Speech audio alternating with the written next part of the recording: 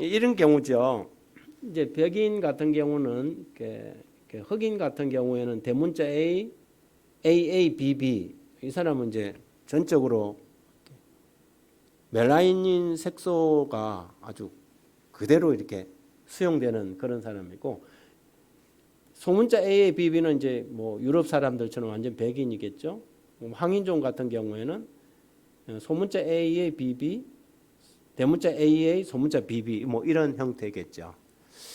그래서 아담 안에 이런 여러 유전 형질들을 가지고 있었기 때문에 이 사람들이 이렇게 그 밝은 색조가 전혀 없는 유전자를 지닌 이 흑인들끼리 그곳에서 계속해서 결혼을 하면 그 혈통이 유지되고요. 또 백인들도 마찬가지입니다.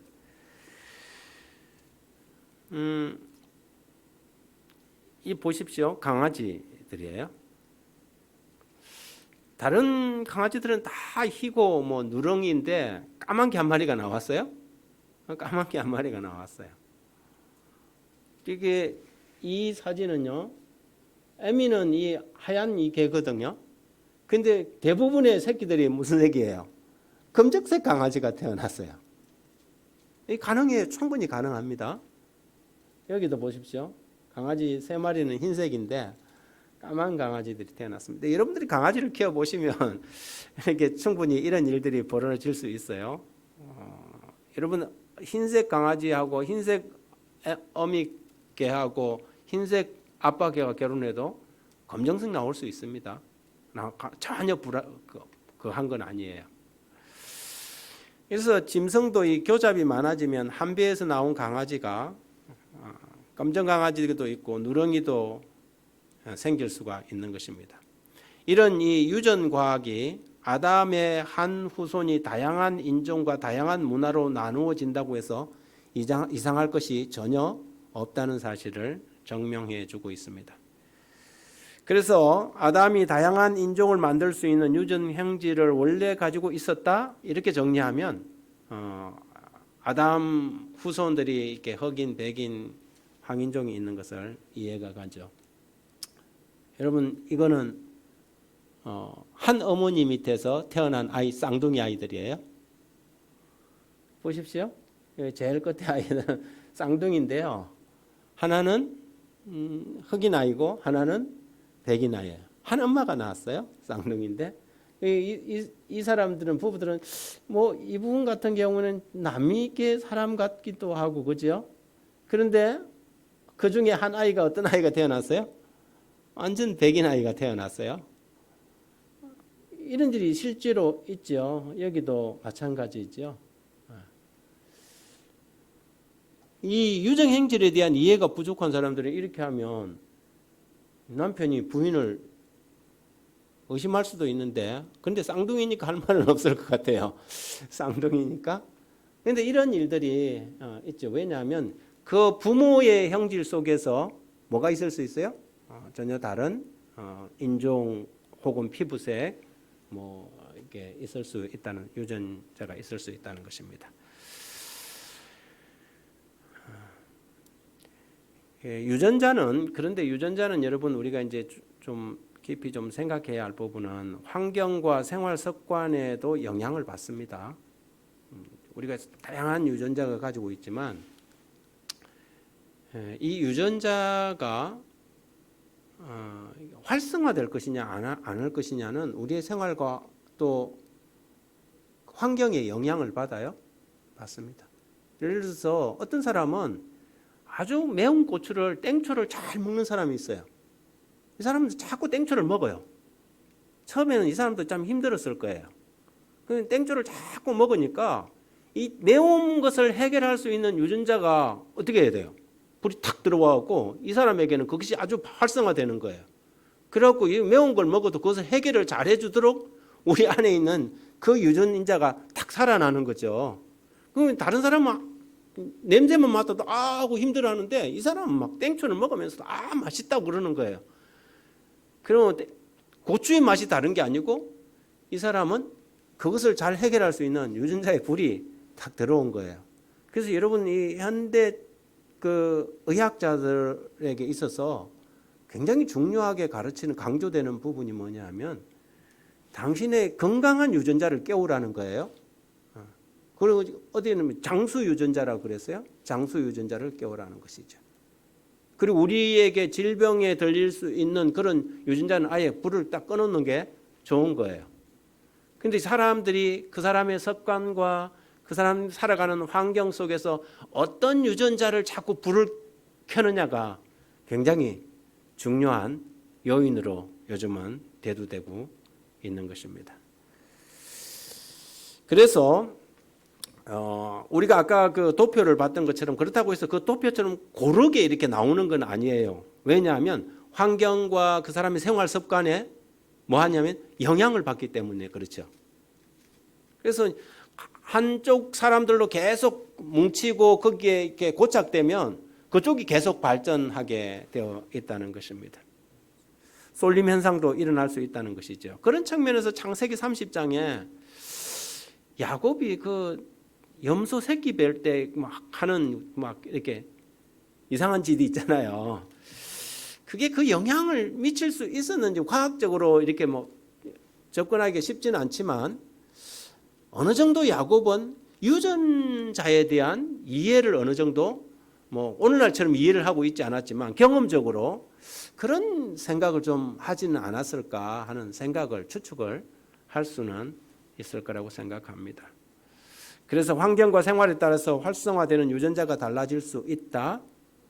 우리는 이것을 우리의 생활 속에 우리의 그 영적인 부분에도 굉장히 적용 가능한 부분입니다.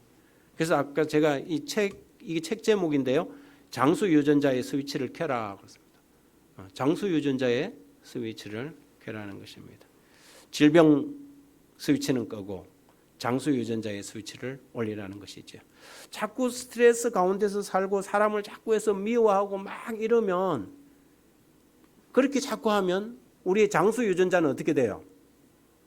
불이 시들시들해지고 오히려 질병 유전자, 암세포 유전자에 불이 들어올 수 있다는 것이죠. 그래서 이런 부분들은 우리가 이 유전자를 이해할 때 굉장히 중요한 부분이라고 생각합니다. 부모는 자식에게 그 기질과 특성이 유전되지 않습니까? 그래서 부전자전, 아버지하고 아이하고 잠자는 모습이 비슷하잖아요. 늘 보고 같은 것을 이렇게 자꾸 닮아갑니다. 배우고 닮아가죠. 그것이 교육을 통해서도 닮아가지만 유전적으로도 영향을 계속해서 미칠 수 있다는 것이죠. 성경에 보면 아들은 뭐랬냐면 죄가 3, 4대까지 은혜가 1000대까지 베풀어진다는 표현을 쓰고 있지 않습니까? 이게 영향이거든요. 영향입니다. 엄마와 딸 모습이 이렇게 너무 닮았고 아들, 아버지의 모습이 이렇게 닮지 않습니까? 도덕적 그리고 또 지능에 있어서도 마찬가지입니다. 하나님께 순종하느냐 거역하느냐 의를 행하느냐 죄를 행하느냐 어떤 식생활을 하느냐에 따라서 어떤 형질이 더 많이 나타나고 더 적게 나타나는 것도 영향을 미친다는 사실이죠. 그래서 부모가 한쪽으로 자꾸 이렇게 막 나쁜 걸 계속 이렇게 하면 교육에 의해서도 영향을 받지만 그 사람에게는 자꾸 그런 쪽을 하면 그 사람의 유전자 안에는 자꾸 그쪽으로 뭐 하겠어요? 유전적인 형질이 발달되는 거죠. 다른 불은 다 꺼지고 그쪽으로만 자꾸 이렇게 머리도 두뇌도 이렇게 발달해 갈 수 있는 것입니다. 종이 달라진다는 게 아니고 유전자 속에 다양한 유전자들이 있는데 그 속에 그쪽이 계속해서 발전할 수 있다는 것입니다. 그래서 그것은 부모의 형질이 자녀에게까지 영향을 미치게 되는 것입니다. 우리는 이것을 진화라고 하지 않습니다. 이걸 진화라고 하지 않습니다. 아담의 형질 속에 그 모든 것이 다 포함되어 있었기 때문에 그것은 마치 우리가 어떤 것을 더 열심히 하면 예를 들어서 뭐 준이는 바이올린을 저는 뭐 도레미파솔라시도도 못하는데 지금 계속 해갖고 지금 아주 멋지게 연주를 하지 않습니까? 유전적인 특성 속에서도 그런 것이 있다는 것이죠. 여러분 여기에 사진이 4컷이 있는데요. 수천 년 전에 피라미드 불가사의라 그러잖아요. 수천 년 전 사람들이 현대인들이 이해할 수 없는 저런 엄청난 이 건축물을 만들어냈어요. 그런데 그 위에 사진은 현대 사진이에요. 지금 그 지프로 된 그 집에서 아이와 사는 사람이 아프리카의 한 부족의 모습이에요. 여러분 진화론적인 입장에서 생각해 보면 이건 이해가 안 되는 부분이에요. 세월이 가면서 사람이 훨씬 진화되었다 하면 여러분 이게 뉴욕 맨하탄의 사진인데요. 여기는 지금 현재 파푸아 뉴기니 사람들의 한 부족의 사람이에요. 모습이에요. 이 사람들은 지금도 종족 분쟁을 해갖고 사람들을 죽이고 해요. 이 이야기는 뭐냐면 문화와 문명의 차이는 있어요. 4,000년 전에 아브라함이 살던 거의 한 5,000년 전에 이미 갈대 우르에는 그 당시 2층 집에 수세식 변소가 있었다는 고고학적 증거들이 드러났어요. 어떻게 지금부터 4,000년 전의 사람들이 수세식 변소를 썼다는 것이죠. 그 당시 사람들이 어떤 지역은 막 진화가 빨리 됐을까요? 여러분 하나님께서는 어쩌면 아담이 우리보다 훨씬 IQ가 지능이 훨씬 높았겠죠. 그래서 지금 이 시대도 문명이나 문화가 이렇게 떨어진 지역에 살면 그 사람들은 수준이 뭐하고 같아요? 어떻게 동물들하고 비슷한 수준으로 생활할 수 있어요. 그러나 이미 4,000년 전의 사람인데 그때 사람들이 오히려 오늘날 사람들보다 훨씬 더 뛰어난 문명과 문화를 가지고 있을 수 있는 것이죠. 그래서 그런 측면에서 바라볼 때 진화의 개념은 물론 진화는 항상 이 수십억 년 이렇게 막 긴 기간으로 잡아버리니까 같이 비교할 수 있는 부분은 아니지만 그래서 그런 부분들을 우리가 생각하면 우리가 우리의 삶 속에서 어떤 생각, 어떤 생활의 태도 그리고 또 어떤 습관을 가지고 살아가는가가 우리의 자녀들과 우리가 살아가는 우리의 이 사회에 끼치는 영향력에 대해서 생각할 수 있을 것입니다. 오늘은 성경과 인종에 대한 이야기, 결론은 그것입니다. 어떻게 아담의 후손들이 한 혈통 속에 이렇게 다양한 인종이 나올 수 있을까? 그 안에 모든 인종의 유전 형질을 다 가지고 있었다는 사실로 결론을 맺을 수 있을 것 같습니다. 진화론이 마치 과학인 것처럼 가르쳐지고 있는 이 시대에 우리가 매일 이 금요일 저녁마다 한 가지씩 성경의 이 창조적 사실이 얼마나 과학적인가에 대해서 배우고 있습니다.